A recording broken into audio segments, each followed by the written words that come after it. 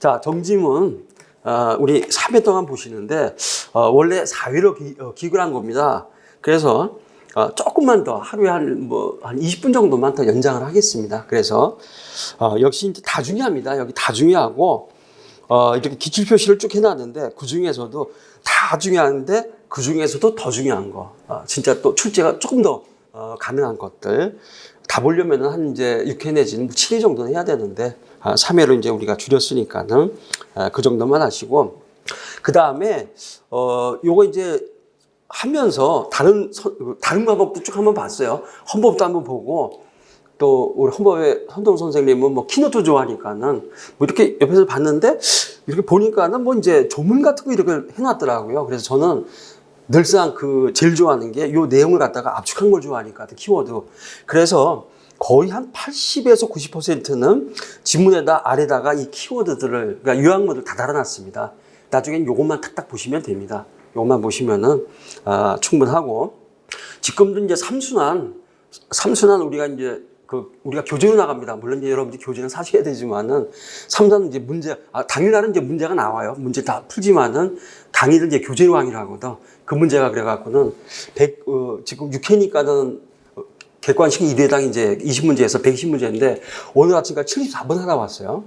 74번 하다 왔는데, 이제 빨리 끝내야, 이번 주 안에 끝내야 3수 때 문제 출제하고 있으니까는, 1수단 때도 있지만은 3수단 때도 이제 또 형사법 통합 문제니까 미리 좀 줘야 되거든. 나야 이제 우리 학원에서 강의를, 정정 선생님은 뭐 여러 군데서, 노량진에서 강의를 하기 때문에 넉넉하게 좀 시간을 줘야. 형사법권 괜찮은데, 형법권은 이제 미리 받아야 되니까는 내가 좀 미리 줘야 되거든. 그래서 이제 바로 또 출제를 또 해야 되는데, 근데 진도별 모의고사 책에도, 먼저 이렇게 키워드를 달아놓습니다. 키워드 한 줄로 달아놓고, 그 다음에 쭉 본문은 뭐 2페이지가 돼도 다 달아버리고, 거기다 또 한 2줄, 3줄 요약을 또 해요. 거기다 이제 기출표시. 그 다음에 이제 우리 형법 표준 판례, 법전에서 이제 발행한 거 있죠. 거기서 출제가 많이 됩니다. 그러니까 표준 이제 표시까지 다 해주면서, 중요도는 이제 스스로 이제 누적이 되면 이제 중요하다는 것들이니까는, 그 작업이 정말 만만치 않습니다. 그래서 딱 그렇게 해갖고는 이제, 많을만 하지만은 그것도 비싸잖아. 그럼 또 받아보면은, 아깝지 않다 소리 듣게끔, 다들 이제 해드리니까는, 자꾸 이렇게 키워드 보면서, 키워드 딱 암기하셨다가 요거 이제 뽑아내는 것들. 그 다음에 이 키워드가 객관식에도 유용하지만은, 이 사례에서도, 우리가 이제 사례에서는 정말 키워드만 들어가야 되거든. 아주 간략하게 키워드가 들어가야 되는데, 그거 아주 보기에 편합니다. 거기에 편하니까는, 그것들 한번 좀 이렇게 보시면 되겠습니다. 자, 그러면 뭐 시간도 없고, 조금씩 오늘 한번 더 보시죠. 그래서, 여러분도 지금 또 기록형 공부하고 있고, 그 다음에 또 내일부터 형사법이죠. 형사법도 있고, 계속 나가는데, 하여튼, 말씀대로 조금만 더 연장 강의 좀 하겠습니다. 자, 그러면은 4페이지, 자, 죄형법정지 1번입니다. 법률주의. 우리가 죄형법정지 5개가 있죠. 법률주의, 그 다음에 이제, 뭐가 됩니까? 유체서 금지 원칙이라든가, 적정성의 원리 같은 거, 명확성의 원칙 등등, 있는데, 그 중에 이제 법률주의가 가장 오래됐습니다. 이거는 우리가 영국의 이제 마그나 카르타, 거기서부터 나오죠. 법률 없으면은 범죄도 없고, 이제 형벌도 없다라는 것들. 먼저 1번. 법률의 시행령이 형사처벌에 관한 사항을 규정하면서 법률의 명시적인 위임 범위를 벗어나 처벌 대상을 확장하는 것은 위임위법의 한계를 벗어나 이제 무효가 된다. 사실 법률주의인데 법률주의 자체에 대한 판례는 별로 없어요. 문제도 별로 안 나옵니다. 다만 이제 우리가 법률주의에 있어서는 바로 위임위법이라는 것들. 그러니까 우리가 정말 수만 가지의 구성 요건이 우리 사회를 지배하고 있는데, 돌아다니고 있는데, 국회에서 특히 요새 이제 국회 보시잖아요. 언제 저 양반들이 뭘 입법을 해. 신경도 안 쓰고. 그러면 요새 오늘 보니까 또 우리 간첩죄에 관한 조항을 좀 개정을 하자. 너무 이제 전국의 개념이 북한에만 한정되어 있으니까는 그냥 넓힐 필요가 있다. 이렇게들 나오는데 그거 개정하지 않습니다. 신경도 안 쓰고. 그러다 보니까는 우리가 이제 많은 것들을 이제 하위 법령에 위임을 해야 됩니다. 그래서 이제 대통령령, 총리령, 구령, 하다못해 지방자치 조례 같은 것들, 이런 것들을 다 위임을 하게 됩니다. 위임을 하게 되는데, 그것을 우리는 이제 위임위법 또는 백지형법이라고 합니다. 그래서 법률에는 처벌원칙, 그 다음 법정형, 위임법에 이제 법정형까지는 명시할 수 없고, 그래서 국회를 통과 실정법에 이제 법정형은 우리가 이제 규정을 해놓지만은 구성요건은 이제 우리가 위임을 한다. 그러나 그것은 어떻게 됩니까? 명시적인 위임 범위를 벗어나게 되면은 그것은 결국 뭐가 돼요? 바로 이 법률주의 위반, 죄형법정 위반이 돼서 그건 불법하다라는 것들, 그것만 기억해 무효가 된다라는 것들. 자, 그런데 우리가 상식적으로 출제될 수 있습니다. 바로 위임 범위를 벗어나서 이것이 불법이다, 적법하다 판단은 어디서 합니까? 주무관서는 대법원이죠. 법원에서 합니다. 위헌 판단은 헌재에서 하지만은 바로 그 위임법의 한계를 벗어나는 요 판례는 뭐가 됩니까? 요 판단은 대법원에서 한다라는 것들 그거 기억해 두시고요. 자, 소급표 금지 원칙인데 요거 여러분들 제 거 교재 중에 암기장이라든가 특히 우리 강의받은 압축을 이제 교재로 썼으니까 거기에 도표로 싹 정리해놨었습니다. 그래서 소급표 금지 그 원칙에 관한 그런 판례 100% 판례입니다. 그것들만 보시고요. 첫 번째 실정법 처벌 원칙이라든가 법정형은 어떻게 돼요? 형벌 같은 부분들 요거는 소급표가 절대 인정되지 않습니다. 소급표가 인정되지 않는다. 그러나 첫 번째 판례는 법률이 아니죠. 우리나라는 그 영국이나 미국 같은 판례법 국가가 아닙니다. 불문헌 국가가 아니기 때문에 실정법 국가죠. 따라서 판례는 법률이 아니니까는 소급표 얼마든지 인정이 된다라는 것들. 그래서 바로 5번입니다. 회기 당시의 판례에 의하면 처벌 대상이 되지 아니한 것으로 해석되었던 행위를 판례 변경에 따라 확인된 내용의 형벌 조항에 근거해서 처벌하는 것은 형벌 불소급의 원칙에 반하지 않는다. 유죄 그 이전 판례에서는 유죄였는데 무죄가 되고 그 다음에 무죄였는데 유죄가 되고 이런 것들은 판례 변경은 상관없다는 겁니다. 판례는 법률이 아니기 때문에 판례 변경에 의해서 유죄가 무죄가 되건 무죄가 유죄가 되건 전혀 의미가 없다는 것들. 예컨대 이제 여기서는 안 다르고 우리 3개 전 판례에서 다뤘지만은 최근에 강제추행죄에 있어서 폭행의 의미가 훨씬 넓어졌습니다. 과거에 우리가 이제 기수추행 같은 경우는 폭행이 추행이고 추행이 이제 폭행이 되겠지만은 그 전에 선행의 추행, 그러니까 먼저 우리가 폭행 협박을 하고 추행을 할 때 이게 기본 틀이었었죠. 그런데 그것은 상대방의 한 거를 곤란하게 할 정도. 근데 이번에 확 바뀌었습니다. 이거 상당히 유력합니다. 요건 이제 3, 4한 때 우리 교재에서 보시겠지만 이미 뭐 상계 판례에서 보셨습니다. 뭐냐면은 이제는 불법한 유형력의 행사. 불법한 유형력의 행사는 모든 강제추행죄에서 폭행의 개념이 포함돼서 무죄하게 그 개념이 넓어졌습니다. 개념이 넓어졌다. 그러니까 여태까지는 무죄가 강제추행죄 폭행이 아니었기 때문에 무죄가 됐었는데 이제부터는 유죄가 된다는 겁니다. 전혀 상관없다는 거죠. 왜? 판례는 법률이 아니기 때문에 결국 대법원 판단, 전원합의체 판결에서 그 의미 내용을 넓혔다 하더라도 처벌 범위를 넓혔다 하더라도 전혀 그것은 죄형법정주에 반하지 않게 된다는 것들 그거 한번 보시고요.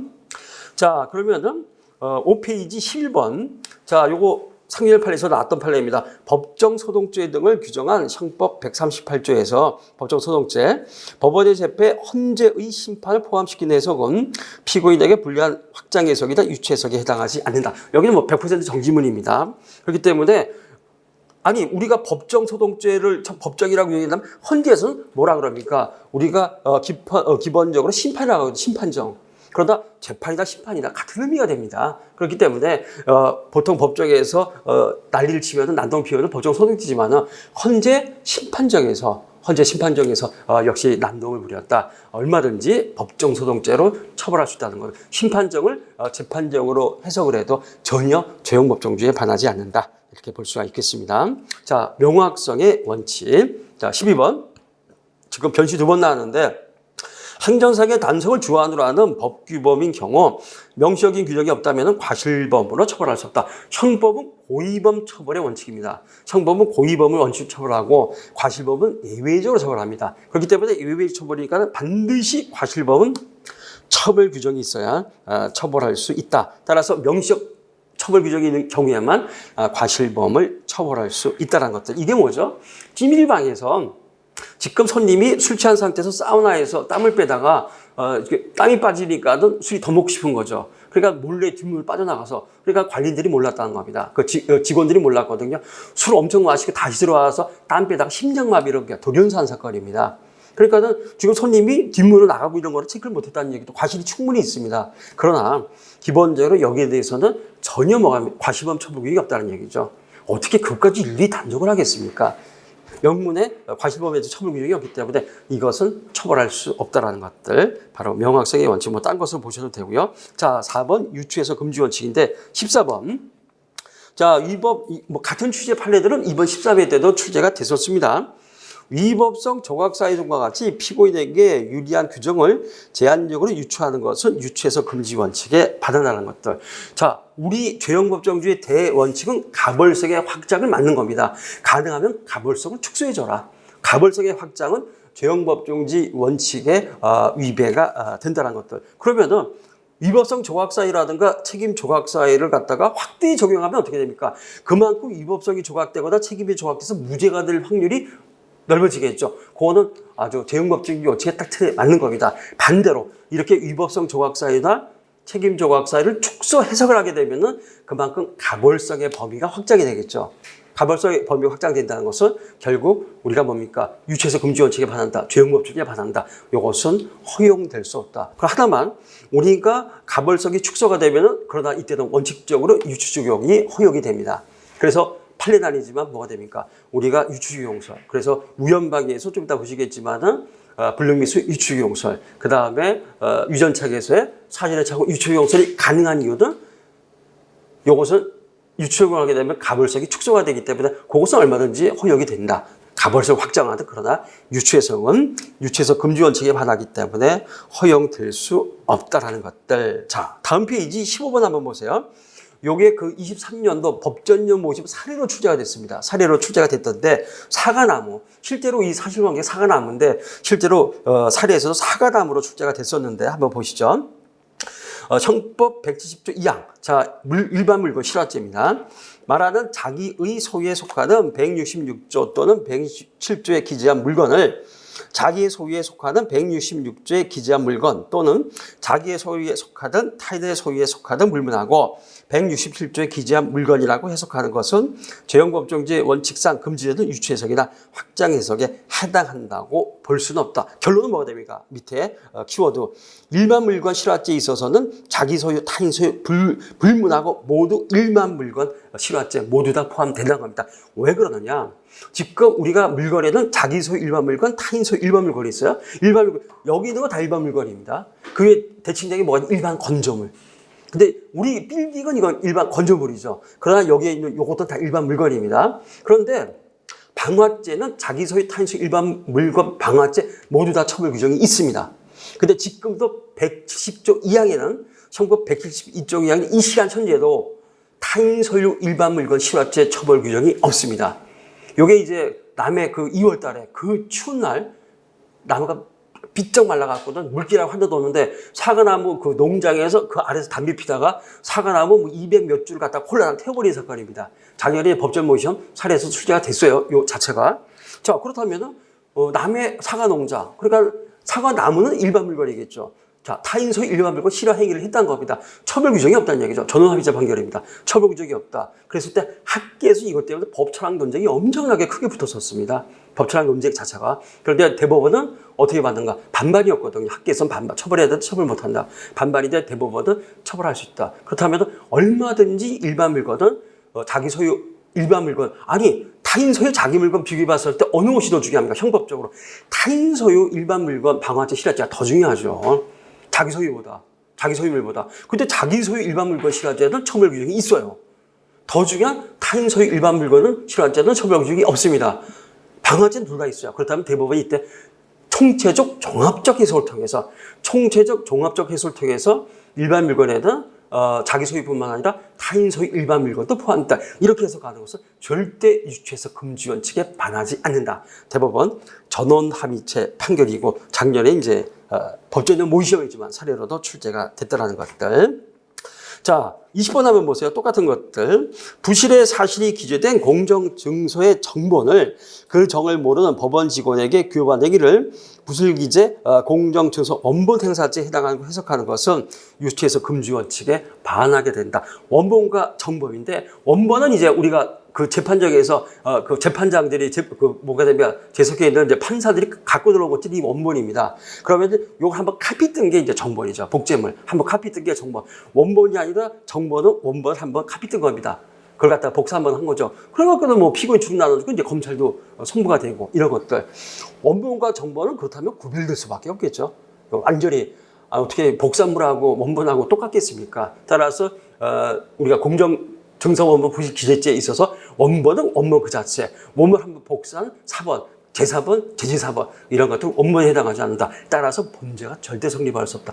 만약에 유죄라고 한다면 그것은 유추해서 금주원 측에 받아낸다. 바로 이제 이러한 판결들이 되겠습니다. 자, 다음 페이지 24번 한번 보세요.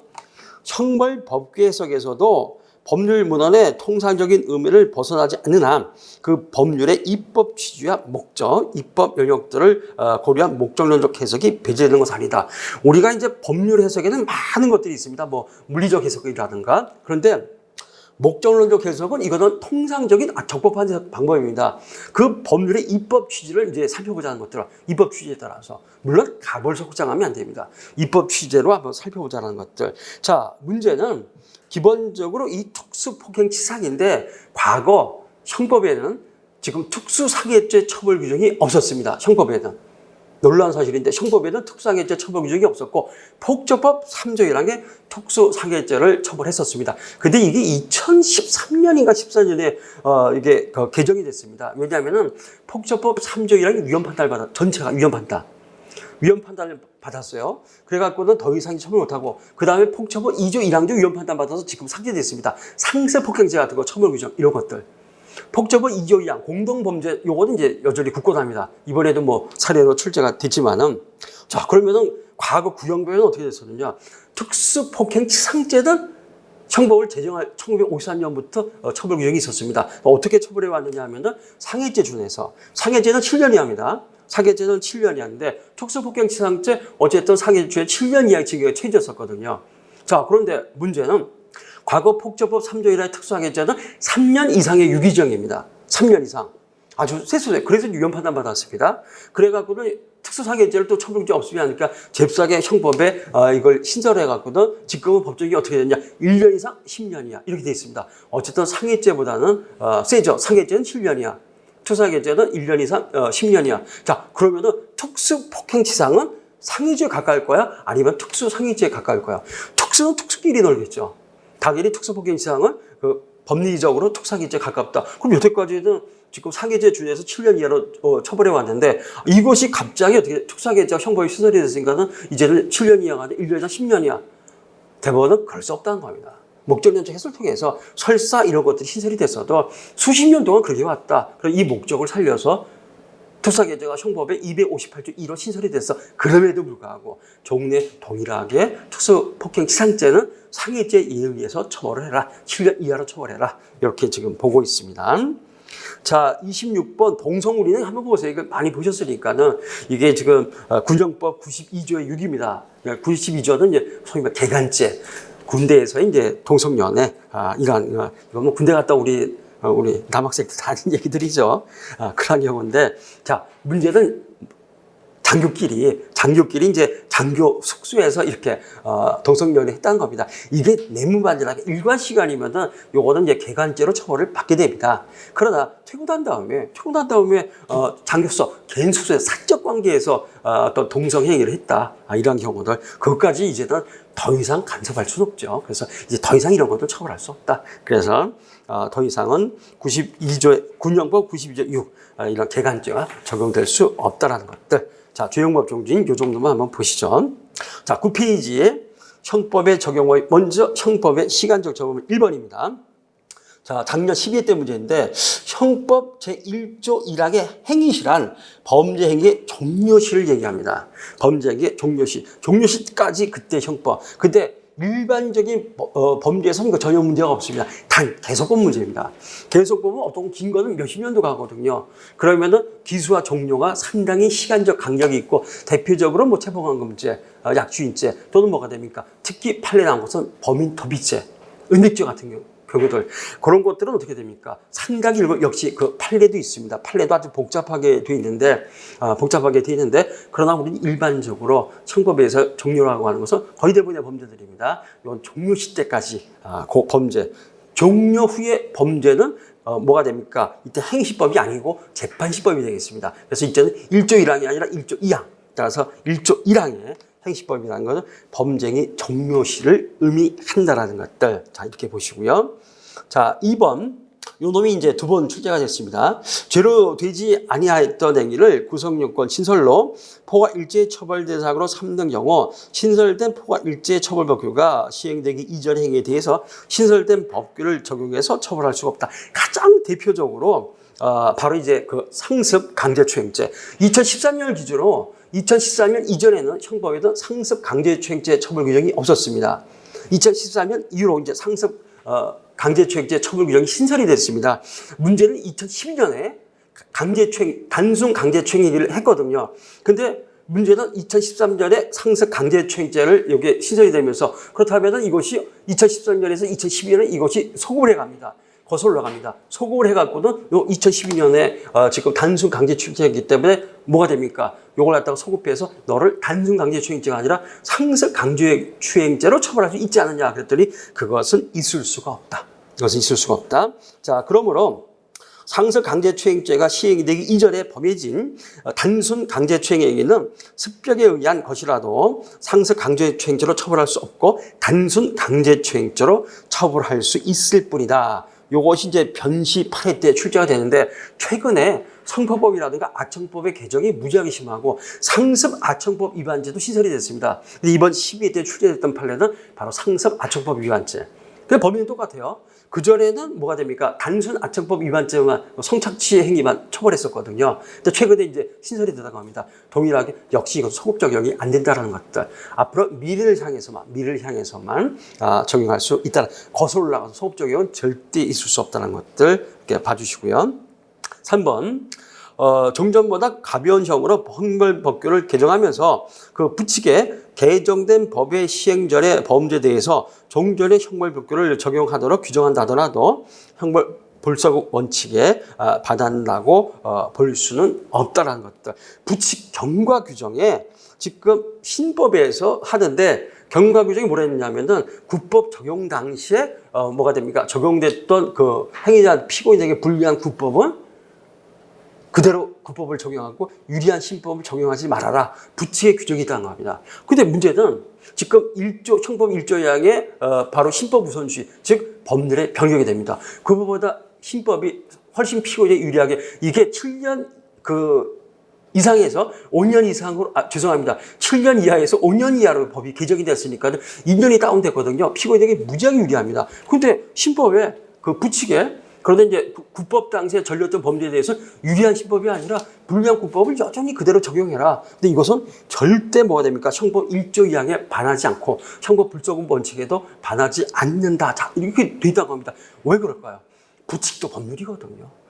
그러니까 신법의 그 법률, 그 규정 중 하나입니다. 신법에 의해서 신법의 적용을 배제하고 있거든요. 하기는 국법 당시에 했다는 겁니다. 유리한 신법을 적용해 주지 말라고 부칙에 규정이 있다면 그것은 이미 법률 규정에 의한 것이기 때문에 전혀 위법이 될 수가 없다는 것들. 전혀 위법이 될 수 없다. 그래서 이때는 그렇게 하다 저 싸가지 없는 놈이니까는 국법 당시에 죄를 범했다면 그때 그 행위시법이 국법을 적용하고 유리한 신법을 저런 싸가지 없는 놈은 나쁜 놈은 적용해 주지 말아라. 그것은 그냥 말이 아니라 뭐가 됩니까? 법률 규칙에 부칙도 법률이라는 거죠. 법 규정이거든요. 규정되어 있다. 그건 인정해 줄 수밖에 없다는 거죠. 법률에 의해 해석이니까 아무 하자가 없다는 것들. 자, 그 다음에 5번. 자, 이거는 뭐죠? 위헌 결정이 있는 경우는 무죄 판결이죠. 자, 요거 우리 한번 외워볼까요? 처음 1조 3항. 기본적으로 범죄 후 법률이 변경되면 죄송함 1조 2항.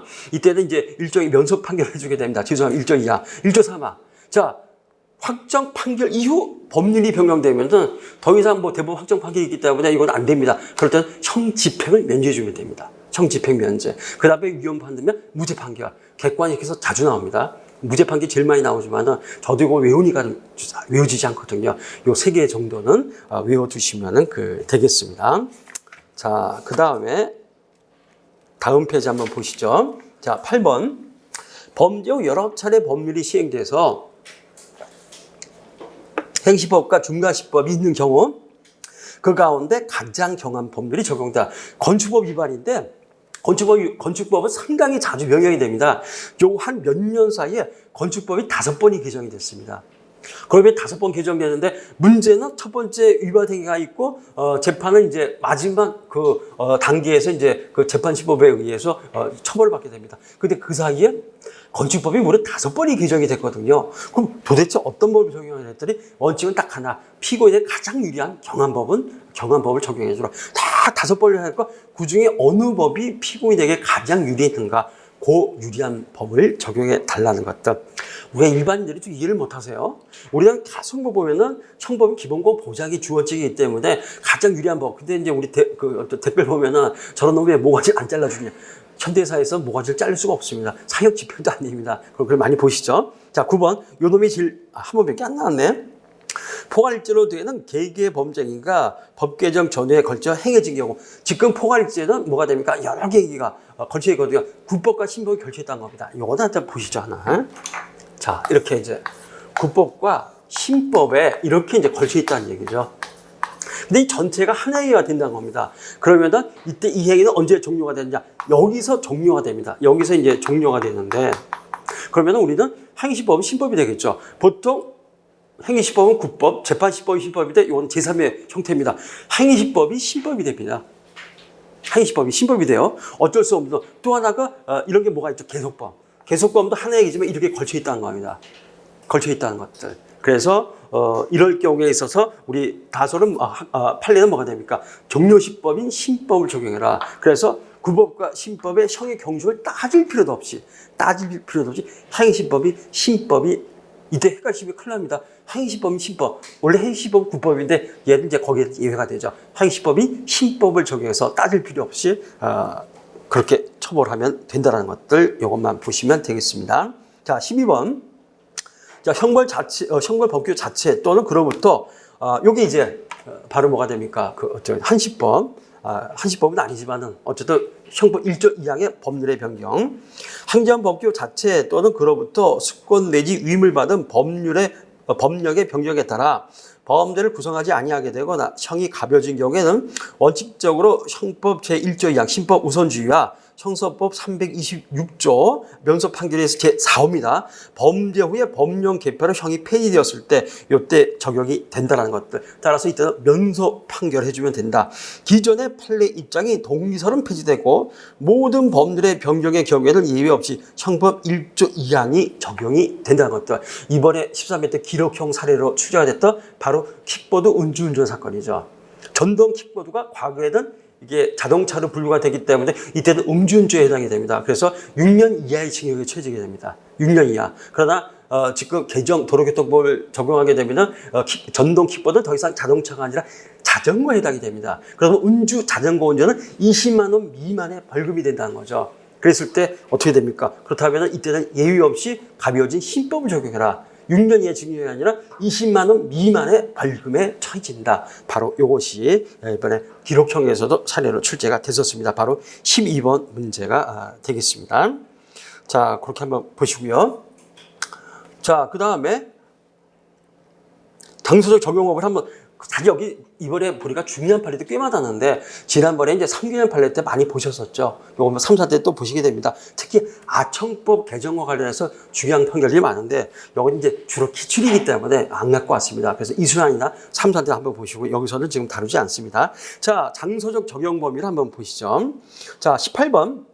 미국인 A가 한국인 갑으로부터 주미 한국 대사관 영사에게 청탁해서 갑의 아들 을의 병역 문제를 해결해 달라는 부탁을 받고 서울에 있는 A의 사무실에서 그 경비 명목으로 위아 2만 달러를 교부받은 경우에도 우리 형법이 적용이 된다. 이게 지금 뭐냐? 소위 말해서 이제 범죄 청탁, 이게 뇌물죄입니다. 수뢰죄. 청탁은 뭐가 되느냐? 여기 강남구 옆 동네 삼성동에서 이 사람이 재미교포인데 물론 미국 쪽이요 변호사입니다. 국제변호사. 삼성동에 늘 변호사 사무실이 있다는 겁니다. 그래서 벌써 청탁 행위도 수뢰 행위도 언제 알선 수뢰죄, 수뢰 행위도 한국에 서울에서 있었습니다. 알선 행위는 미국 LA에서 우리 이제 LA 청룡사관이나 이쪽에서 이제 알선 행위 했죠.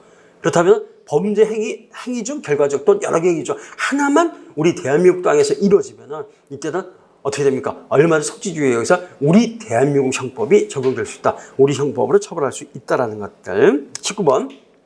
도박죄를 처벌하지 않는 미국 라스베가스 호텔의 카지노에 가서 현금을 칩으로 받고 도박을 한 경우에도 형법상 도박죄가 허용된다. 속인주의 대표적인 판례입니다. 대한민국 국적을 가진 사람이 전 세계 어디 나가서 범죄를 저지르면은 대한민국 국적을 가진 이상 우리 형법으로 처벌할 수 있다는 것들. 연예인들이 필리핀 세부 가서 도박 많이 했죠. 그래서 이때 많이 걸렸었습니다. 다 속인주의에 의해서 처벌했다. 또 하나 정당행위.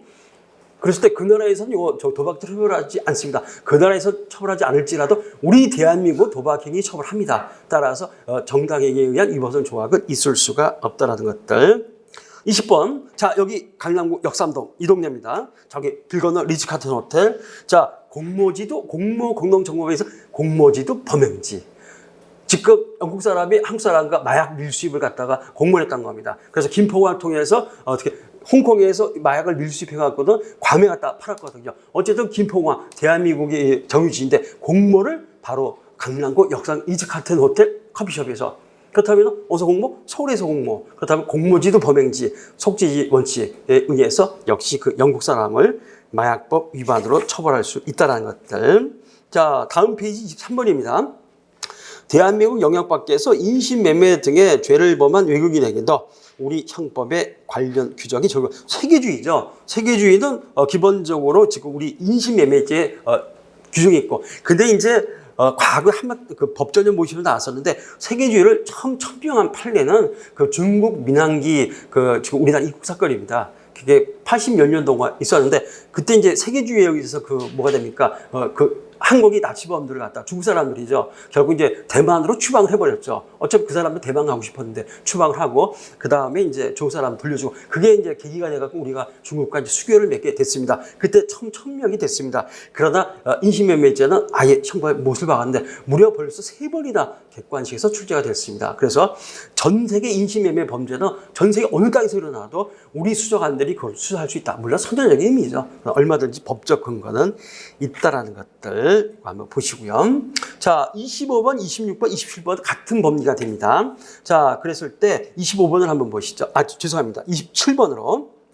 자, 이번 13회 때 요 놈이 출제가 됐어요. 중국인이 한국으로 입국하기 위해서 중국에 소재한 대한민국 영사관에 가서 그곳에 비치된 여권 발급 신청서를 위조한 경우, 신청서는 사무소입니다. 신청서 사무소인데, 자, 중국 북경시에 소재한 대한민국 영사관 내에서 여권 발급 신청서를 위조한 사무소 위조죄를 우리 형법에 의해서 처벌할 수가 없다. 왜? 대한민국 국민이 직접적인 피해자가 아니기 때문입니다. 자, 그 법리는 바로 위에 있는 26번에 있습니다. 이거 한번 보시죠. 캐나다 시민권자인 A가, 물론 캐나다 시민권, 캐나다 국적이지만은 피해를 이제, 캐나다 교포예요. 이제 캐나다 살면서 캐나다 국적을 취득했습니다. 과거에는 한국이었었던 겁니다. 캐나다인이 한국 사람을 갖다가 이제 기망을 해서 사무소를 위조했다는 겁니다. 캐나다에서 위조 사무소를 행사했던 내용으로 기소가 된 경우, 자, 위조 사무소 행사를 형법 6조의 대한민국 또는 대한민국 국민의 법익을 직접적으로 침해하는 행위라고 볼 수가 없다는 것들이죠. 따라서 우리 형법으로 처벌할 수 없다. 형법 5조는 쭉 그 관련 범죄들이 나열되어 있습니다. 이번 13회 때도 출제가 됐습니다. 예컨대 위조 화폐 같은 것들. 전 세계 어디서 예컨대 중국에서 일본인이 미화를 위조로 해도 형법 5조에 의해서 우리 형법이 적용이 가능합니다. 그런데 형법 6조는 국민보호주의. 전 세계 어디에서 우리 대한민국이나 대한민국 국민이 직접적인 피해자가 됐을 때는 우리 형법이 적용이 됩니다. 대신 직접적인 피해자. 그렇다면은 지금 25번에 사인 위조죄, 그 다음에 26번, 27번에 사무소 위조죄. 자, 이때 법익은 뭐가 됩니까? 그 사회의 공공의 신용. 그 사회의 공공의. 우리 대한민국 명의를 도용당한 우리 대한민국 국민은 간접적인 피해자입니다. 직접적인 피해자는 아니고. 왜? 사인 위조죄라든가 사무소 위조죄는 사회적 법익이 나죠. 어느 사회? 그 사회. 자, 그 사회는 어디입니까? 중국이라든가 캐나다죠. 우리 대한민국이 직접적인 피해자가 아니다. 따라서 이때는 미안하지만 형법 6조에 의해서 우리 형법을 적용할 수가 없다는 얘기입니다. 아까 안 보고 넘어왔는데 24번입니다. 페스카모 선장 살해 사건. 요거도 우리 형법이 6조에서 직접 적용했습니다. 왜? 대한민국 국민이 10몇 명이 살해당했거든요. 그렇다면 우리 대한민국 국민이 직접적인 피해자니까 형법 6조에 의해서 페스카모 선장 반란 사건은 그 중국인을 처벌할 수 있었습니다. 그러나 나머지는 처벌할 수 없다. 왜? 대한민국이 직접적인 피해자가 될 수가 없기 때문입니다. 이 놈도 아주 자주 나옵니다. 객관식에서. 자, 30번. 우리 형법은 외국에서 형의 전부 또는 일부의 집행을 받은 자에 대해서 필요적으로 형을 산입하도록 규정하고 있다는 것도 얘도 3번 이번 13회 때도 나왔습니다. 슬쩍 할 수 있다 틀렸죠. 하여야 한답니다. 이거 강행 규정이에요. 임의 규정이 아닙니다. 그래 강행 규정. 과거에도 임의 규정 맞았습니다. 근데 2016년 개정을 해서 완전히 강행 규정. 하여야만 합니다. 할 수 있다가 아닙니다. 31번. 자, 이번 13회 기출문제. 영국인이 미국 영해에서 운항 중인 대한민국 국적의 선박에서 미국인을 차량 경에는 우리나라 형법이 적용된다. 바로 형법 4조 기국주의죠. 이거 뭐 형법만 있는 게 아니라 모든 법에 이 소위 말해서 속인주의, 속지주의, 기국이 다 있습니다. 대한민국 국적의 선박이었기 때문에 기국주의는 속지주의의 특별원칙이죠. 따라서 기국주의에 의해서 우리 형법이 적용이 된다는 것들. 아까 말한 게 이 지문이었는데 이번 13회 때 일본인이 행사의 목적으로 중국에서 미국 100달러 지폐를 위조한 경우 우리 형법이 적용이 되는데 형법 5조에 명문의 규정이 있습니다. 어떤 통화 위조죄라든가 또는 공인 위조죄, 사인 위조죄는 빠져 있어요. 그래서 조금 아까 사인은 안 됩니다. 공인은 우리 형법에 의해서 처벌할 수 있다는 것들. 자, 그러면은 16페이지로 한번 넘어가 보시죠. 자, 그러면은 먼저 여기들 다 출제가 됐던 놈들인데 1번 같은 경우 목적과 같은 초과주관적 요소가 필요한 범죄에 있어서는 그 미수범 성립에 있어서도 초과주관적 요소가 당연히 구비되어야 한다는 것들. 원래 우리가 일반적 주관적 구성요건은 고의과실입니다. 이때 초과주관적 구성요건은 대표적인 불법영등사, 제3번째 불법영등사. 또 하나가 목적범위에 있어서 이제 목적, 그 외에도 교과서에는 정량 이런 것도 큰 의미 없고, 자 불법영등사라든가 목적법. 자 우리 제3범죄 미수가 될 일도 아무리 절도미수라도 불법영등사는 있어야 됩니다. 당연히 기수미수 불문하고 주관적 요소는 갖춰져 있어야 된다. 너무나 당연한 결론이 되겠죠. 2번도 출제됐었고요. 3번. 자, 목적범위에 있어서 목적의 달성 여부는 기수범 성립에 영향이 없다. 근데 이건 모든 목적범위에 있어서 목적 달성 여부는 기수 성립과 무관합니다. 목적이 있기만 하면 된다. 가장 대표적인 판례가 출제되지만 도박개정죄, 영내 목적 도박개정죄. 근데 영내 목적 도박을 개정했는데 오히려 마이너스가 손해만 입었죠. 그러다 돈 벌기 위해서 영내 목적 돈 벌려고 도박을 장을 개장을 했다. 인터넷 도박장 고소업자 애들 개장을 했다. 근데 돈을 못 벌었다. 상관없습니다. 목적 달성 여부는 목적법 성립 기수 성부와 전혀 무관하다. 있기만 하면 된다. 영대 목적이 있었죠? 그럼 도박 개장죄 기수 모든 목적은 다 똑같이 적용됩니다. 문서죄에 다 동일하게 적용된다는 것들. 자, 법인 범죄인데 많지는 않습니다. 이것도 달 볼 수 없는 7번 한번 보시죠. 자, 법인의 대표자나 법인 또는 개인의 대리인 사용인 그 밖의 종업원이 첫 번째, 법인의 대표자나 법인 이때 또는 개인인데 개인은 누구를 의미합니까? 그러니까는 이제 그 법인의 대표이사는 아닌데 개인 이때는 영업주, 사장님, 영업주 대표, 사장님들을 의미합니다. 그래서 기본적으로 법인까지는 안 가지만은 바로 그 사장님들, 영업주를 의미합니다. 자, 영업주 등의 대리인 사용이 그 밖의 종업, 이건 뭐가요? 그 회사 직원, 법인의 직원을 의미합니다. 따라서 우리가 보통 법인 또는 개인인데 약물 규정에 주체가 됩니다. 문제는 이제 그 직원들이, 종업원 등 직원들이 불법행위를 합니다. 그러면은 약물 규정에 의해서 법인 또는 이제 개인인데 바로 영업주인 개인이죠. 약물 규정에서 처벌을 받는다. 바로 그런 의미가 되겠죠. 자, 그 개인의 대리인 사용인 그 밖에 종업원이 그 법인 또는 개인의 업무에 관해서 위반 행위를 한 경우에 약물 규정과 관련해서 법인 또는 개인은 단지 형식상의 사업주가 아니라 자기의 계산으로 사업을 경영하는 실질적인 사업주를 의미한다라는 것들. 실질적인 바로 이 사업주를 의미한다라는 것들. 여기는 지금 안 보이는데 예컨대 저는 이걸 이해를 못 하겠는데 그 약사들이 자기가 직접 약국 경영하면서도 또 이렇게 분점을 내더라고요. 근데 제가 약사법은 본 적이 없으니까도 인류약사, 인류약국인지 그걸 모르겠습니다. 아니 자기도 직접 약국 경영하는데 그러니까 자기 직접 할 수 없으니까는 약사들인데도 이렇게 쉬고 있는 분들이 꽤 많거든요. 꽤 많으니까 그분들한테 이제 한 달에 얼마씩 드리면서 100만, 200만 드리면서 그걸 하다가 이제 명목상 약사로 해갖고는 뭐가 됩니까? 불법으로 이제 딴 사람들이 운영을 하고 있는 경우도 꽤 많습니다. 죄송한 얘기로 우리 교회 장로님 이제 80년 안 하시는데 그분 약사 아니시거든요. 약국만 한 50년 경영하셨어요. 약국만 50년. 그래서 이게 장로님인데 이게 가능하신가? 지금은 이제 80년 가까이 은퇴하셨는데 정말 잘 사시거든. 우리 교장님이. 그런 일들이 가능했었습니다. 과거에 80년, 90, 2000년대까지도 하셨는데 그런 일들은 비일비재하거든. 의사들은 상당히 통제가 되는데 약사는 그렇지 않나 봐요. 어쨌든 이 사람은 지금 약사입니다. 실적인 약사. 근데 어쨌든 명목상의 약사를 해갖고 그분이 이제 명의만 빌려줬지 약국 경영 안 하세요. 이 양을 왔다 갔다 하시고 이렇게 이제 약사 안 있는 분들은 약사처럼 해갖고는 막 하고 그랬었거든요. 자, 그러면은 문제는 약사 아닌 사람이 이거 약국을 경영하게 되면 약속 위반을 처벌받습니다. 바로 사용인이 되겠죠. 그러면 이때는 개인이 되겠죠. 뭐 어떤 약국이 무슨 주식회사는 아니니까는. 그렇다면은 이때는 이제 개인 업무주인 개인이 됩니다. 이때 업무주인 개인은 명의를 빌려준 명목 약사냐, 아니면 실질적으로 그 약국을 운영하는 약사냐 그랬을 때 대법원은 실질적으로 약국을 운영하는 약사, 이 사람이 바로 약물 규정의 적용 대상이 된다. 같은 판례가 되겠습니다. 2번 정도 출제가 됐었고요. 자, 다음 페이지 9번. 약물 규정은 위반 행위의 이익 귀속 주체인 업무주에 대한 처벌 규정인가 동시에 해당 업무를 실제로 집행하는 행위자의 처벌 규정이라는 것들. 아까도 말씀드렸죠. 불법 행위는 종업원이랍니다. 종업원들은 높을 수도 있어요. 예컨대 뭐 전무, 상무 쭉 상관없습니다. 어쨌든 불법 행위를 종업원들은 그 자체로서 처벌받습니다. 그러면 이 약물 규정은 바로 법인 또는 개인에 대한 처벌 규정인가 동시에 불법 행위란 바로 종업원들에 대한 처벌 규정이라는 것들. 근데 여기는 역사가 깊어요.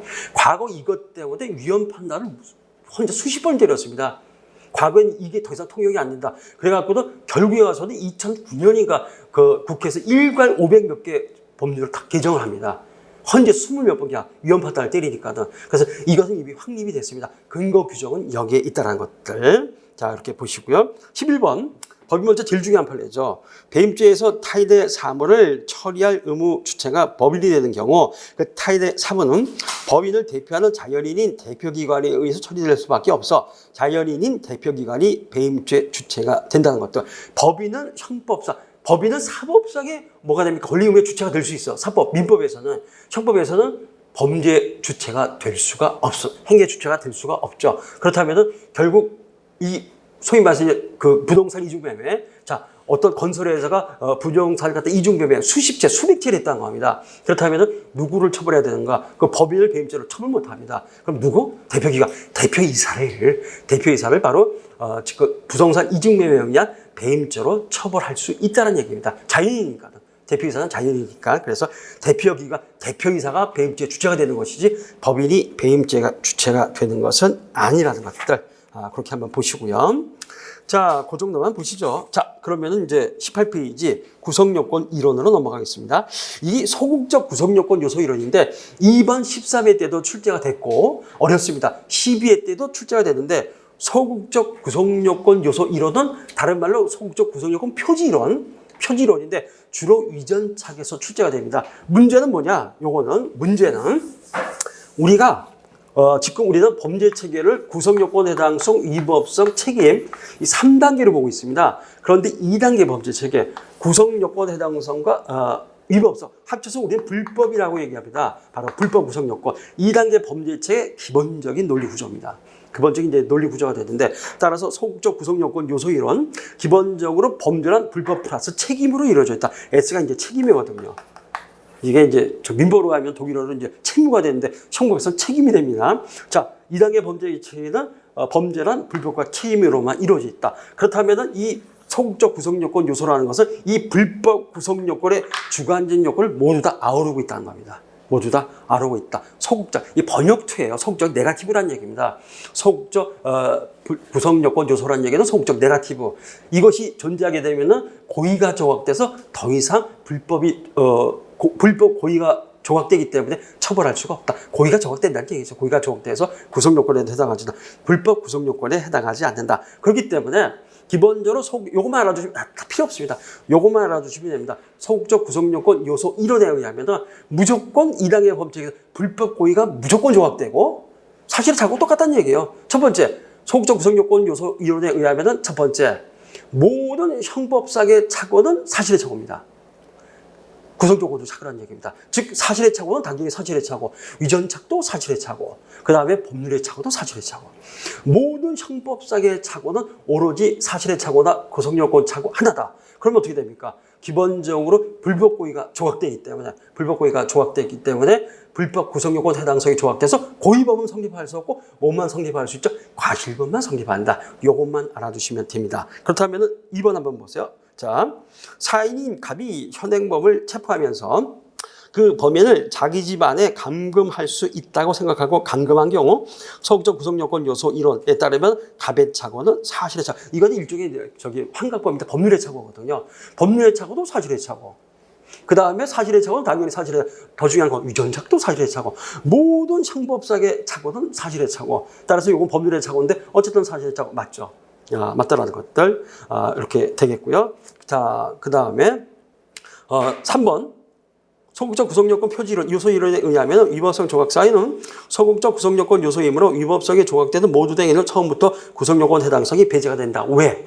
위법성 조각이 아니라 이것은 뭐가 됩니까? 사실의 착오도 사실의 착오, 법률의 착오도 사실의 착오, 위전착도 사실의 착오니까 이때는 불법 고의가 조각이 된다는 얘기죠. 따라서 구성요건 해당이 조각돼서 고의범 성립할 수 있고 오로지 과실범만 성립한다. 자세한 거는 좀 이따가 위전착 가면 나옵니다. 위전착에서 한번 자세히 한번 보시죠.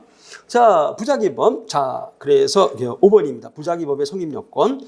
자, 기본적으로 보람요용 사건이죠. 하나이가 자기가 부작에 동시에 해당할 때는 이때는 자기가 우선이라는 것들. 자기가 우선. 어떤 범죄가 적적 자기에 의해서 이루어질 수 있음은 물론 결과의 발생을 방지하지 아니하는 소극적 부작에 의해서도 실현될 수 있는 경우에 해기자가 자신의 신체적 활동이나 물리적 화학적 작용을 통해서 적극적으로 타인의 법익 상황을 악화시킴으로써 결국 타인의 법익을 침해하기에 이르렀다면 이는 자기에 의한 범죄로 봄이 원칙이다. 하나이가 자기와 부작에 동시에 존재한다. 근데 이때 신체적 활동이다, 물리적 화학적 작용. 이건 뭐죠? 결국 움직이는 거, 자기란 얘기죠. 자기가 우선이다. 따라서 하나이가 자기와 부작에 동시에 해당할 때는 이때는 자기가 우선이기 때문에 자기범이 우선 성립한다. 바로 요 원칙이 되겠습니다. 자, 7번, 8번, 9번, 10번인데 이게 뭐가 되느냐? 하나이와 역시 자기와 부작에 동시에 해당하는데 쭉 있습니다. 죄다 판례고 사례에서도 아직은 변실이 안 됐지만은 다른 국가시험의 사례로도 출제가 됐는데 4가지가 있습니다. 자, 7번이 뭐냐 하면은 기본적으로 자기에 의한 허위공문서 작성죄, 부작에 의한 직무유기죄. 8번이 자기에 의한 범인 은닉도피죄, 부작에 의한 직무유기죄. 9번이 자기에 의한 증거인멸죄, 부작에 의한 바로 직무유기죄. 10번도 마찬가지가 되겠습니다. 이렇다면 이때는 자기가 우선이라는 것들. 자, 대표적으로 8번을 한번 보시죠. 2번 결과 출제가 되는데 요거 옛날 사시에서는 사례로도 출제가 됐었습니다. 검사로부터 A의 검거를 지시받은 경찰이 오히려 A에게 전화를 해서 형사들이 갈 테니 치라고 얘기했다. 자기에 의한 범인 도피죄만 성립한다. 충남 보령시에서 보령경찰서 형사 반장입니다. 그때 같이 오래부터 보령에서 살아가고 형왕하는 놈인데 바로 이제 피고인이 뭐가 되느냐? 바로 조폭 중간 보스예요. 자, 그 당시 대전 지방 검찰청 지금 안 되지만 그 당시에서 뭐가 되면 검사 수사 지휘 처분. 자, 충남 보령시 무슨 중간 보스 A를 갖다가 빨리 체포하셔. 그랬다는 겁니다. 그러면은 이 사람은 이제 수사 지휘 처분 받았거든요. 자, 형사반장입니다. 그랬는데 동네 배꼽 친구거든요. 배꼽 동생. 그러니까 점장에서 야, 너 지금 체포하라 지시 떨어졌어. 어디 빨리 잠수 다 튀어. 했단 겁니다. 그래서 전화해줬죠. 자기에 의한 범인 도피죄. 근데 이 사람 형사반장입니다. 경찰 공무원으로서 단디 범인을 검거해야 되는데 직무를 유기했죠. 부작에 의한 직무유기. 9번도 마찬가지입니다. 이것도 이제 결국 이번 형사 경적 무궁화 세계 그것이 되는데 이런 경우도 이럴 때 자기가 우선이기 때문에 자기에 의한 허위공문서 작성죄, 범인 도피죄, 증거인멸죄, 또 하나가 있는데 갑자기 잊어버렸다. 또 하나가 있는데 4개가 있거든요. 법률은 다 똑같다라는 것들. 법률은 다 똑같다라는 것들. 그래서 자기 법만 성립한다. 최소 2번씩은 다 출제가 됐었습니다. 7번이 이번 13회 때 출제가 됐었네요. 자기에 의한 허위공문서 작성죄 이번 13회 때 요 놈이 이제 출제가 됐었습니다. 같이 좀 한번 이렇게 봐주시면 되겠습니다. 자, 12번이 부작위범 제일 대표적인 판례입니다. 갑은 조카인 일과 병을 살해할 생각으로 저수지로 데려가서 미끄러지기 쉬운 쪽으로 유인해서 함께 걷고 있었는데 벽이 먼저 미끄러져 물에 빠졌고 을이 놀라서 이를 쳐다보고 있는 동안 갑이 을을 밀어 을이 물에 빠졌다. 결국 두 아이가 물에 빠져 숨겼다. 하나는 집어 던졌습니다. 자기에 의한 살인이죠. 하나는 이제 부작에 의한 살이 됩니다. 근데 조카인데 저기 뭐라 숙부라고 판결로 되어 있습니다. 숙부. 우리가 숙부는 작은 아빠죠. 보통 작은 아빠는 우리 장가 안 간 그 삼촌 보고 작은 아빠 안 그래요? 삼촌이지. 작은 아빠는 것은 법적 분과가 됐다. 그래서 이제 장가가 작은 아빠. 그 얘기도 이미 법적 분과하기 때문에 동거 친족이 아니라는 얘기입니다. 그러나 숙부란 얘기도 삼촌 간의 이제 그 친척이라는 얘기죠. 그럼 어떻게 됩니까? 기본적으로 이때는 바로 구조부가 있다. 하나만 더.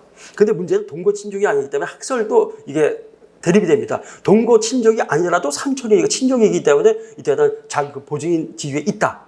반대 견해가 있다는 겁니다. 그래서 대법원의 수액이라는 또 봤습니다. 숙부로서 아이들을 익사 위험이 저수로 데려갔다. 이 얘기는 위법한 성이. 이 조가 넣었습니다. 숙부에서는 물음표가 있지만 위법한 성에도 빼박으로 이때는 자기 의무가 인정됩니다.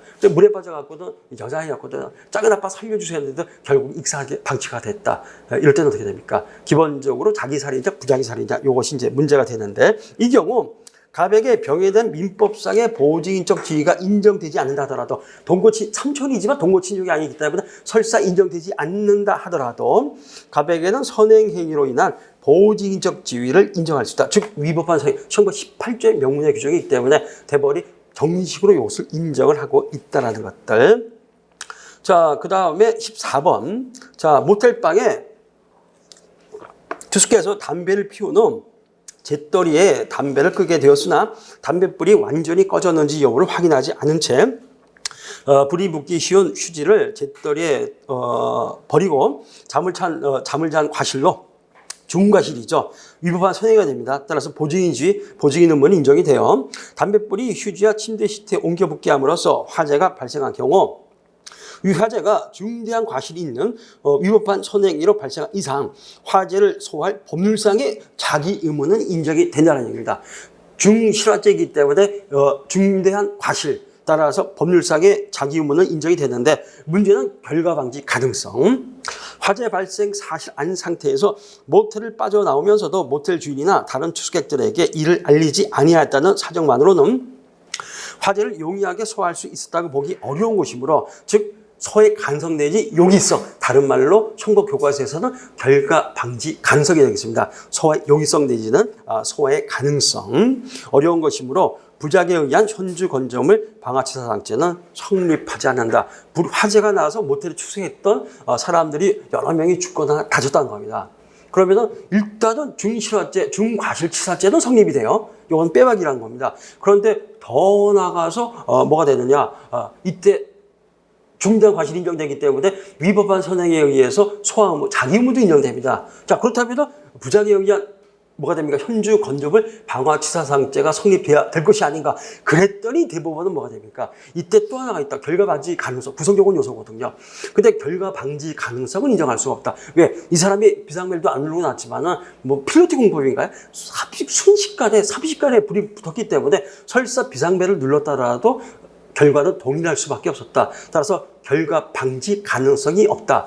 이건 인정은 거의 유의한 판례입니다. 그래서 법전형 모의 시험에서는 사례로도 출제가 됐고 다른 국가 시험에서도 역시 사례로도 출제가 됐었습니다. 그래서 결국 소함은 있지만 이때 헷갈리면 안 됩니다.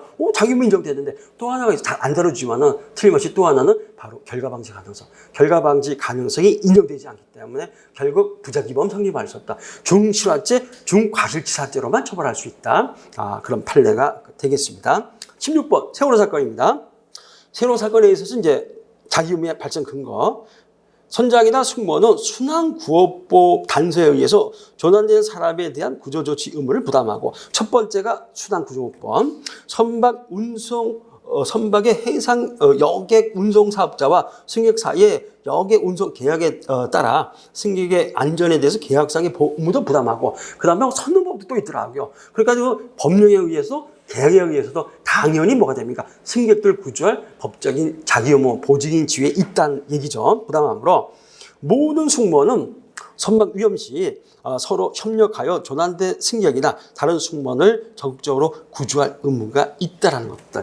법령이나 계약에 의한 보증인 지위 얼마든지 인정이 된다라는 것들. 17번. 자, 이것도 한번 나왔습니다. 귀책 사유 없는 사고 차량의 운전자도 도로교통법 54조 1항 2항에 따라 그 사고 발생에 있어서 고의 과실 혹은 유책 위법의 유무와 관계없이 구호 조치 의무 및 신고 의무가 있다는 것들. 그래서 도로교통법 54조 1항이 모든 교통사고 운전자에게 적법하다 불법하다 책임이 있다 없다 유죄다 무죄다 필요 없다는 겁니다. 바로 구호조치 의무를 인정하고 있다는 것들. 근데 사실 객관적인 한번 나왔지만 기록형에서는 2번, 3번 나왔습니다. 기록형에서 아주 여러 차례 출제가 됐었습니다. 20번. 자, 11, 12 연속 나왔는데요. 업무방해죄와 같이 자기를 내용으로 하는 범죄를 부작위에 의해서 범하는 부진적 부작위범이 성립하기 위해서는 부작위를 실행행위로서의 자기와 동일시 할 수 있어야 된다. 이게 기본적으로 지금 피해자를 위해서 열심히 이제 공사를 해줬다는 겁니다. 피해자가 1원도 공사비를 지급하지 않습니다. 그랬더니 이제 피고인 감히 건축주가 어떻게 됩니까? 이 양반이 그냥 이 피해자를 위해서 공사했던 자질을 단순히 치우지 않았다는 것 뿐입니다. 그랬더니 이제 부작위에 의한 업무방해죄를 고소를 해버렸다는 거죠. 기소가 됐습니다. 그런데 대법원은 이게 보증인 지위뿐만 아니라 행위 정형의 동가치성이 있어야 되는데, 자, 이럴 경우 자기에 의한 업무방해죄는 일부러 건축자재들은 2차 공사하지 못하도록 일부러 가져다가 쌓아둔다. 이게 이제 자기에 의한 업무방해죄인데, 그렇다면은 단순히 피해자를 위해서 공사를 하고 건축자재를 공사비 1원도 못 받아갔기 때문에 아직 치우지 않았을 뿐이다. 이것을 자기에 의해서 직접 갖다 쌓아둔 것과 동등하게 평가할 수 있냐 그랬더니 절대 그렇게 평가할 수 없다. 그 얘기죠. 따라서 행위 정형의 동가치성을 인정할 수 없기 때문에 부작위에 의한 업무방해죄는 성립하지 않는다. 자, 이렇게 봤습니다. 21번. 부작위에 의한 업무상 배임죄. 이번 13회 때 기출입니다. 업무상 배임죄는 타인과의 신뢰관계에서 일정한 임무에 따라 사무를 처리할 법적 의무가 있는 자가 그 상황에서 당연히 할 것이 법적으로 요구되는 행위를 하지 않은 부작위에 의해서도 성립할 수 있다. 부작위에 의한 업무상 배임죄 얼마든지 성립 가능합니다. 이거 상당히 신선합니다. 이거 최초의 판례입니다. 여태까지 우리가 지금 그 부진적 부작위법에 있어서 실의 착수라든가 이거는 상당히 제한적 딱 하나 부작위 사기죄. 이거 여러 차례 출제가 됐지만 이거밖에 없었거든요. 드디어 이제 두 번째로 나왔던 겁니다. 특히 미수로 나온 것은 이 판례가 처음이에요. 실행의 착수, 부작위범의 실행의 착수 성립할 수 있다. 그러한 자기 업무가 이행되지 않으면 사무처리 임무를 부여한 사람이 재산권을 행사할 수 없으리라고 객관들이 예견되는 등으로 구성요건적 결과 발생의 위험이 구체한 상황에서 부작위가 이루어지면 부작위에 의한 배임죄 실행의 착수로 볼 수가 있다는 것들. 지금 어떤 뭐가 됩니까? 이 투자 사업에, 투기가 아닙니다. 투자 사업에 뭐가 됩니까? 돈을 갖다가 이제 맡기면서 담당 PF입니까? 담당 그 사람한테 다 계약을 한 다음에 한 10억을 맡겼거든요. 적정한 시점에서 빨리 이걸 매각해갖고도 돈을 벌게 해달라. 자, 그랬더니 이제 떡상을 합니다. 그 다음에 떡상한 다음에 떡 나가기 시작하는데, 그럼 이제 느낌으로 오거든요. 적정한 시점에 빨리 던져야 되는데, 이게 이제 5분 후, 3분 후, 1분 후, 여전히 안 던지고 있다는 겁니다. 1분만 지나면 이제 떡 나가서 완전히 망하는데, 그럴 때 뭐가 됩니까? 착각, 그때부터 부작위에 의한 업무상 배임의 실행의 착수가 인정이 된다. 그러니까 교과서 보면 살인죄에서 실행 착수, 부작위 살인죄. 자, 이 사람이 구조모가 있는데 언제 부작위 살인의 실행 착수가 있는가? 판례 없습니다. 그랬더니 물에 빠졌을 때, 피해자 물에 빠졌을 때 이미 실행 착수가 있다. 아니다. 한 번 뜬 다음에 사람 살려면 실행 착수가 있다. 그때도 구조하지 않으면 마지막으로 누가 봐도 마지막 떠갖고 사람 살려 꾸럭 들어갔을 때 그때도 안 들어가면 실행 착수가 있다.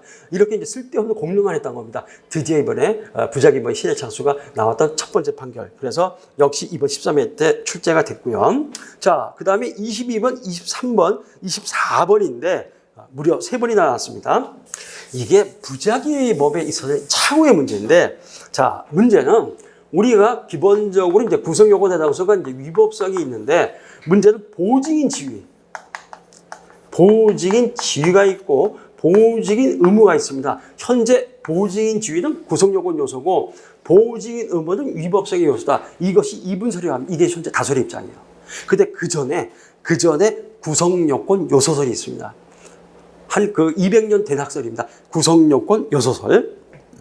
구성요건 요소설에 의하면은 보증인 지위는 당연히 구성요건 요소지만은 보직인 의무도 구성요건 요소였었어요. 따라서 문제는 보직인 의무에 관해서 착오를 일으킵니다. 보직인 의무에 관한 착오라는 것은 뭐냐 하면은, 자, 지금 갑이 교과서에 꼭 아들이라고 표현돼 있대요. 어쨌든 자기 가족을 물가로 들어갑니다. 자기 가족이 물에 빠져갖고 사람 살려 하던데 이 사람은 국가대표 수영선 출신이거든요. 전혀 익사 직전에는 자기 가족을 구하지 않았다. 물에 빠져 죽는 걸 알면서 구하지 않았다. 가족이니까 보직인 의무가 있겠죠. 바로 여기에 대해서 착오가 있다. 저런 뭐 싸가지 없는 내 가족이라도 구해줄 필요가 없다. 만약에 그렇게 생각했다. 익사해도 뭐 상관없다. 이렇게 생각했다. 법률의 착오죠. 그런데 구성요건 요소설에 의하면 보직인 지위도 죄송합니다. 보직인 의무도 구성요건 요소니까 구성요건 요소에 대한 착오를 뭐라 그러죠? 사실의 착오. 구성요건 착오. 이것도 출제가 됐었습니다.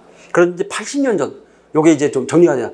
요새가 아니 80년 전에 2차 대전 이후에 정리가 돼갖고도 다시 요거 설명을 1시간 걸립니다. 그래서 지금은 이제 이분설입니다. 보직인 지위는 구성요건 요소, 보직인 의무는 위법성 요소. 근데 보통 이때 뭐가 됩니까? 착오는 보직 의무에서 착오가 이렇게 나. 금방 자기 가족인데 예컨대 자기 가족이면 못 알아봤다. 자기가 가족을 데려가는데 예컨대 똑같이 생겨갖고는 자기의 그 아들 딸인지 미처 못 알아봤다. 보직인 지위에 관한 착오죠. 이거는 어떤 학설에 의해도 이건 사실의 착오가 됩니다.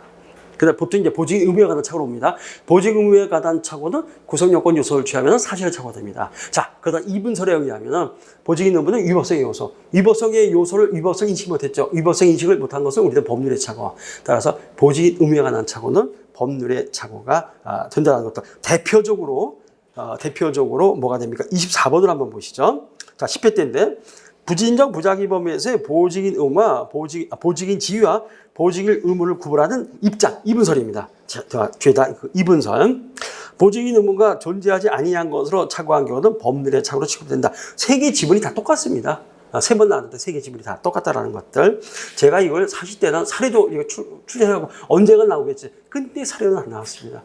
이게 진짜 어렵습니다. 근데 사례로 안 나왔는데 어렵고 객관식은 변지해서 세물이 나왔다. 그래서 다시 한번 보직인 지위는 구성요건 요소, 보직인 의무는 위법성의 요소, 보직 의무에 관한 착오는 이분설에 따르면 법률의 착오. 그러다 요 한 번 나섰습니다. 그러다 보직인설에 따르면 보직인 구성요건 요소에 따르면 보직인 의무도 사실의 착오. 요것만 구별해 주시고 그것이 제 거 암기장이나 압축에 딱 도표로 정리해 놨습니다. 그거 한번 보시면 됩니다.